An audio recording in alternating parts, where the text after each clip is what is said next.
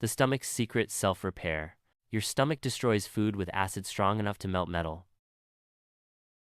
So why doesn't it destroy you? Because every few days, your stomach builds an entirely new lining.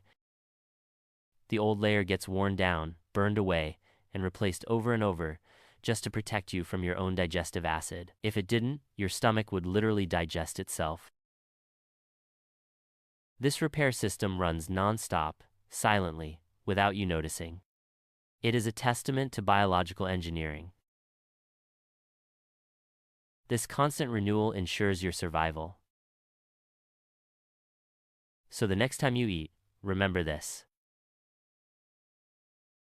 Your stomach survives by constantly rebuilding itself.